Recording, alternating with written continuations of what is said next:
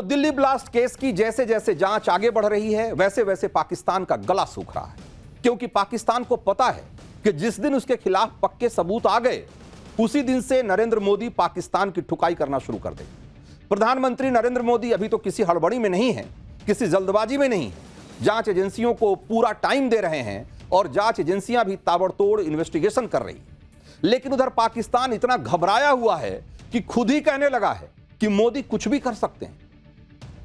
पाकिस्तान को यही डर था कि दिल्ली ब्लास्ट के बाद पीएम मोदी पाकिस्तान को ललकारेंगे, जैसे पहलगाम हमले के बाद किया था। लेकिन पीएम मोदी ने ऐसा नहीं किया। अब पाकिस्तान को पीएम मोदी की खामोशी से भी डर लगने लगा है, क्योंकि पाकिस्तान को पता है कि मोदी छोड़ने वालों में से नहीं है। दूसरी बात यह है कि पाकिस्तान को यह लग रहा है कि जिस तरह से दिल्ली ब्लास्ट की ताबड़तोड़ जांच चल रही है, उससे क्या नरेंद्र मोदी पाकिस्तान के खिलाफ सबूतों की पूरी फाइल तैयार करवा रहे हैं, और जैसे ही यह फाइल तैयार हो जाएगी, मोदी तगड़े से फोड़ेंगे।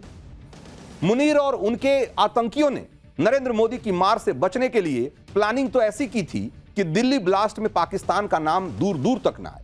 लेकिन खुद पाकिस्तान में किसने मुनीर और उनके आतंकियों के साथ खेल कर दिया है और दिल्ली ब्लास्ट का सच कबूल कर लिया है, आज इसके बारे में आपको बताएंगे। आपको यह भी बताएंगे कि दिल्ली ब्लास्ट की जांच में क्या नए खुलासे हुए हैं और वो 200 डॉक्टर कौन हैं जो जांच एजेंसियों के रडार पर हैं। कैसे अस्पताल, जेल, मदरसों तक को खंगाला जा रहा है, यह सब बताऊंगा। तो दिल्ली ब्लास्ट की जांच जिस तरह से चल रही है, उससे देश के अंदर बैठे दुश्मनों में हड़कंप मचा हुआ है, और हड़कंप पाकिस्तान में भी मचा हुआ है। पाकिस्तान में किसने कह दिया कि मोदी अब कुछ भी कर सकते हैं, और किसने दिल्ली ब्लास्ट का सच कबूल कर लिया, ये मैं आपको आगे बताऊंगा। लेकिन पहले आज की सबसे अहम तस्वीर आपको दिखाते हैं। यह तस्वीर दिल्ली के पटियाला हाउस कोर्ट की है। पहली बार वो आरोपी कैमरे पर दिखे जिन पर दिल्ली धमाके की साजिश में शामिल होने का आरोप है, और ये 4 आरोपी हैं, जिनमें से 3 डॉक्टर और एक मौलाना है। एनआईए ने इन चारों को कोर्ट में आज पेश किया और कोर्ट ने इन्हें 10 दिन की कस्टडी में भेज दिया है। इन चारों आरोपियों में एक है डॉक्टर मुजम्मिल, एक है डॉक्टर अदील, एक है डॉक्टर शाहीन और एक है मुफ्ती इरफान अहमद। इसमें मुफ्ती इरफान वो आरोपी है जिसने इस व्हाइट कॉलर टेरर मॉड्यूल को पूरा खड़ा किया। जम्मू कश्मीर के डॉक्टर अदील, मुजम्मिल और उमर को ब्रेन वॉश किया। मुजम्मिल वो है जिसने किराए के कमरे से 2900 किलो विस्फोटक जिसके कमरे से मिला था, और डॉक्टर शाहीन वो हैं जिसे जैश का लेडी कमांडर बताया जा रहा है। इन चारों को जम्मू कश्मीर पुलिस ने गिरफ्तार किया था।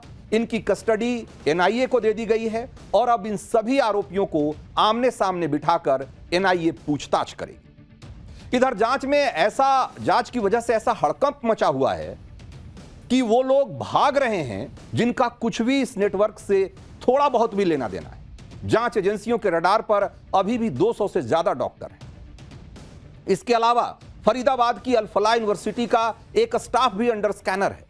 जांच एजेंसियां लगातार अल फलाह यूनिवर्सिटी में सर्च ऑपरेशन चला रही है। जो स्टूडेंट, स्टाफ कैंपस छोड़कर जा रहे हैं, उन पर भी बहुत ही पैनी नजर रखी जा रही है। 1000 से ज्यादा लोगों से पूछताछ की जा चुकी है, और एनआईए, दिल्ली पुलिस की special cell, UP ATS, Faridabad crime branch, Jammu Kashmir police, ED, सभी ने यूनिवर्सिटी के अंदर ही एक टेम्पररी कमांड सेंटर बनाया हुआ है, ताकि जांच में किसी तरह की कमी न हो। यानी जांच ताबड़तोड़ चल रही है, बैक टू बैक एक्शन हो रहे हैं, छोटे से छोटे सुराग को भी खंगाला जा रहा है। दिल्ली ब्लास्ट में और क्या क्या खुलासे हो रहे हैं, जेल और मदरसों की चेकिंग क्यों हो रही है, ये सारी बातें मैं आपको विस्तार से बताऊंगा। लेकिन पहले पाकिस्तान में मचे हड़कंप की बात करना जरूरी है, क्योंकि दिल्ली ब्लास्ट की जांच चल रही है और पाकिस्तान का कनेक्शन सामने आ रहा है, और उस पर पाकिस्तान में भी पूरी नजर है। पाकिस्तान अपने डर को छिपा नहीं पा रहा है।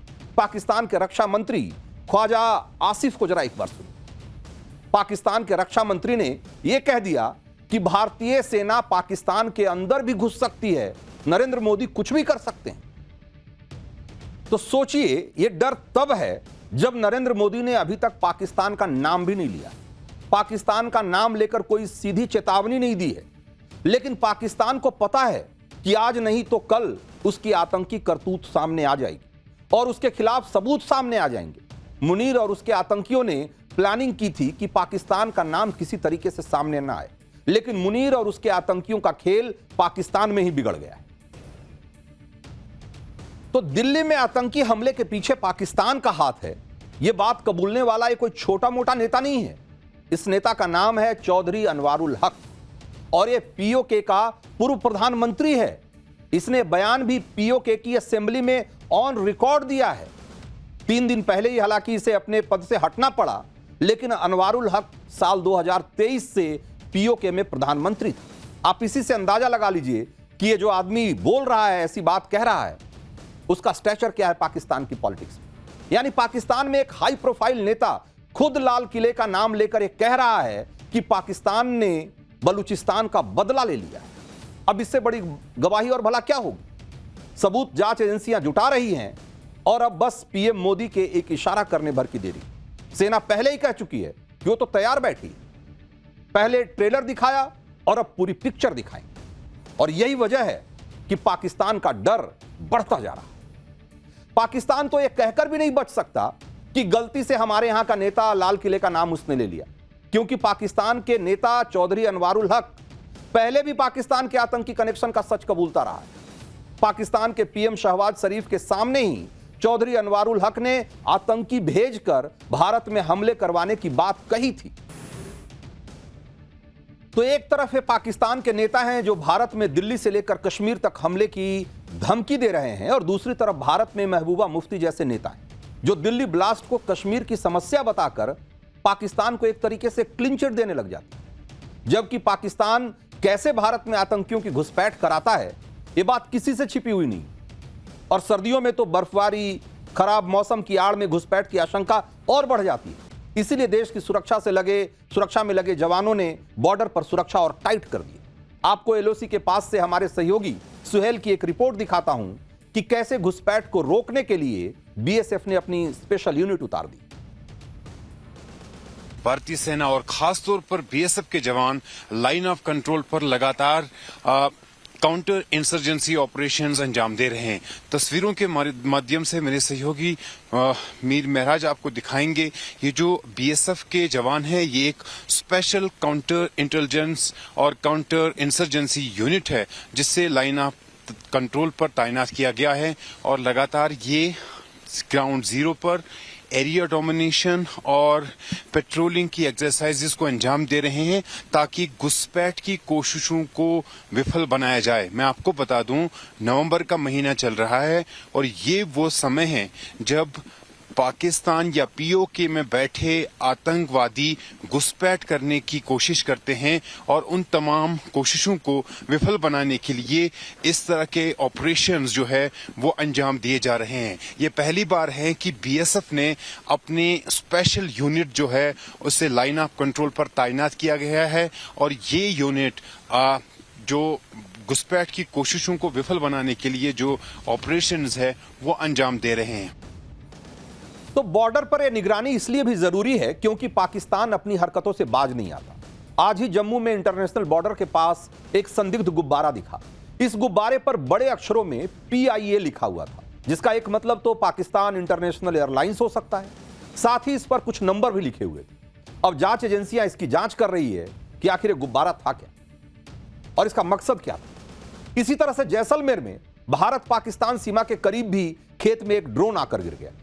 खेत में ड्रोन देखकर लोग डर गए। शुरू में यही लगा कि कहीं ये पाकिस्तानी ड्रोन तो नहीं है। हालांकि बाद में क्लियर हुआ कि यह भारतीय वायुसेना का ड्रोन था और कुछ तकनीकी दिक्कत की वजह से इसे खाली खेत में गिराया गया था ताकि नुकसान कम से कम हो। तो इधर बॉर्डर पर सिक्योरिटी टाइट है, ड्रोन से निगरानी रखी जा रही है, संदिग्ध बैलून मिल रहे हैं। दूसरी तरफ जम्मू कश्मीर के अंदर व्हाइट कॉलर टेरर नेटवर्क की जड़ें खोदी जा रही। जम्मू कश्मीर में मेडिकल कॉलेज में डॉक्टर्स और बाकी स्टाफ के लॉकर्स लगातार चेक किए जा रहे हैं। इसके अलावा जम्मू कश्मीर की उन जेलों को भी खंगाला जा रहा है जहां पाकिस्तान के हार्डकोर आतंकी बंद हैं। इसके अलावा देश विरोधी गतिविधियों को बढ़ावा देने के आरोप में आज जम्मू में एक लोकल न्यूज़पेपर के ऑफिस पर भी रेड की गई। दावा है कि कश्मीर टाइम्स के दफ्तर की रेड में पुलिस को AK राइफल्स और उसकी गोलियां भी बरामद हुई। इसके अलावा हैंड ग्रेनेड्स के पिन भी बरामद हुए हैं। और जम्मू से हमारे सहयोगी अंकित भट्ट की यह रिपोर्ट देखी।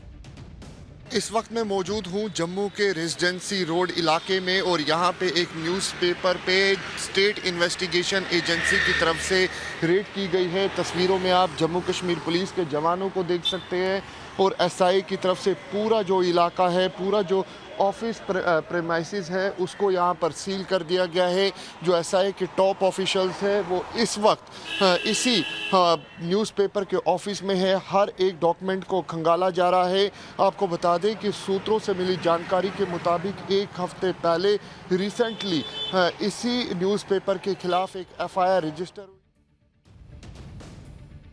तो आप देखिए कि ये व्हाइट कॉलर टेरर मॉड्यूल इतना खतरनाक है कि आपको जरा सा शक भी नहीं होगा कि इतना पढ़ा लिखा डॉक्टर आतंकी भी हो सकता है। और इस मॉड्यूल से जुड़े लोग कैसे खतरनाक प्लानिंग कर रहे थे, उसका एक और नया और एक्सक्लूसिव वीडियो आपको दिखाते हैं। यह वीडियो 10 नवंबर का है, जब डॉक्टर मुजम्मिल के किराए के मकान से 50 कट्टे अमोनियम नाइट्रेट के मिले थे। आप देखिए, ये लोग तबाही का सारा सामान जुटाकर बैठे थे। पैसे, विस्फोटक, डेटोनेटर, टाइमर, गाड़ियां, सब कुछ जुटा रखा था। किसी चीज की कमी नहीं थी, बस इंतजार था कि ग्रीन सिग्नल मिले और धमाके पर धमाके हो जाए। दिल्ली ब्लास्ट में डॉक्टरों का जो आतंकी मॉड्यूल सामने आया, उससे लोग हैरान हैं। लोग अभी भी ये समझ नहीं पा रहे हैं कि इतने पढ़े लिखे डॉक्टर जिनके पास किसी चीज की कोई कमी नहीं है, वो आतंकी क्यों बन गए। लेकिन व्हाइट कॉलर टेरर मॉड्यूल का खेल आज का नहीं है। दिल्ली दंगे के दौरान भी ऐसा ही देखने को मिला था। आज दिल्ली दंगे पर सुनवाई के दौरान सुप्रीम कोर्ट में दिल्ली पुलिस ने कुछ ऐसी ही बात कही। दिल्ली पुलिस ने कहा कि जब पढ़े लिखे लोग आतंकवादी बन जाते हैं तो वो ओवरग्राउंड वर्कर से कहीं ज्यादा खतरनाक हो जाते हैं। पुलिस ने कहा कि डॉक्टरों और इंजीनियरों के लिए देश विरोधी गतिविधियों में शामिल होना जैसे एक ट्रेंड बन गया है। ये लोग सरकारी पैसों का इस्तेमाल करके पढ़ाई करते हैं और फिर एंटी नेशनल एक्टिविटी में शामिल हो जाते हैं। ये बातें दिल्ली पुलिस ने दिल्ली दंगों के आरोपी शर्जील इमाम और उमर खालिद की बेल पर सुनवाई के दौरान कही थी। बेल पर सुनवाई के दौरान दिल्ली पुलिस ने शर्जील इमाम के कथित भड़काऊ भाषणों का एक वीडियो भी कोर्ट में दिखाया, जिसमें शर्जील इमाम नॉर्थ ईस्ट को देश से अलग करने की बात कर रहा है। सुनिए शर्जील इमाम का वो बयान, जिसे आज दिल्ली पुलिस ने कोर्ट में दिखाया, और अंदाजा लगाइए कि ऐसे लोगों के मंसूबे कितने खतरनाक हैं। पहले भी शायद दर्ज कर चुका हूँ। 5 लाख लोग हमारे पास हो ऑर्गेनाइज्ड, तो हम हिंदुस्तान और नॉर्थ ईस्ट को परमानेंटली कट कर सकते हैं। पर हम परमानेंटली नहीं तो कम से कम 1 महीने के लिए तो कट कर ही सकते हैं। मतलब इतना मवाद डालो पटरियों पर, रोड पे, उनको हटाने में 1 महीना लगे, ठीक ही नहीं। यहाँ एयरफोर्स से असम को काटना हमारी जिम्मेदारी है। असम और इंडिया कट के अलग हो जाए फौज के लिए, और जितने भी जो भी यहाँ से सप्लाई जा रहा है बंद करो। और वो बंद कर सकते हैं क्योंकि चिकन नेक्स्ट मुसलमानों का है वो। तो आप सोचिए कि ये कथित भड़काऊ भाषण में शर्जील इमाम कितनी खतरनाक बातें कर रहा है, देश को तोड़ने का प्लान बना रहा है। और ये शर्जील इमाम कोई नासमझ व्यक्ति नहीं है, इंजीनियरिंग ग्रेजुएट है। दिल्ली ब्लास्ट की साजिश सामने आने के बाद चुनौती यही है कि पढ़े लिखे लोगों का जो पूरा टेरर नेटवर्क है उसे कैसे खत्म किया जाए, क्योंकि ये टेरर नेटवर्क अब कश्मीर से दिल्ली, हरियाणा, यूपी तक फैल गया। इस टेरर नेटवर्क को पूरी तरह से खत्म करने के लिए यूपी में भी जबरदस्त एक्शन हो रहा है। यूपी एटीएस मदरसों को पूरी तरीके से खंगाल रही है और एटीएस मदरसों में पढ़ने वाले बच्चे, टीचर, उसके प्रबंधक और मौलवियों का नाम, पता, उनका मोबाइल नंबर, सारा डिटेल जुटा रही है। मदरसा मैनेजमेंट से जुड़े लोगों से ये सारी जानकारी जुटाने की इसलिए कोशिश की जा रही है ताकि वहां होने वाले छोटे मोटे बदलाव पर भी नजर रखी जा सके और वहां की हरकतों पर ठीक से निगरानी रखी जा सके। खबर यह है कि यूपी एटीएस ने 8 जिलों के मदरसों से डिटेल मांगी है। ये सभी 8 जिले प्रयागराज जोन के तहत आते हैं। इसमें प्रयागराज, प्रतापगढ़, कौशाम्बी, फतेहपुर, बांदा, हमीरपुर, चित्रकूट और महोबा शामिल। अधिकारियों का कहना है कि ऐसा इसलिए किया जा रहा है ताकि एंटी सोशल एलिमेंट्स मदरसों को मिसयूज न कर पाएं, इसीलिए इन पर पैनी नजर रखी जा रही है।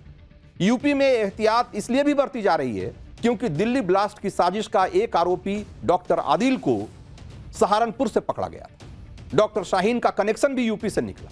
डॉक्टर शाहीन को लेकर जांच में एक और बड़ा खुलासा हुआ है। डॉक्टर शाहीन को पाकिस्तान में बैठे हैंडलर्स ने यूपी में काम करने का जिम्मा दिया था। उसे यूपी के अंदर आतंकी डॉक्टरों का पूरा मॉड्यूल तैयार करने को कहा गया था और कश्मीर की तरह यूपी में भी आतंकी मॉड्यूल तैयार करने का आदेश था। सूत्रों से जो खबर मिल रही है उसके मुताबिक यूपी के मुस्लिम डॉक्टरों का ब्रेन वॉश करने में पूरी तरीके से जुटी हुई थी शाहीन, और उसके रेडार पर कानपुर, लखनऊ, सहारनपुर और ऐसे बहुत सारे जो शहर हैं उसके डॉक्टर्स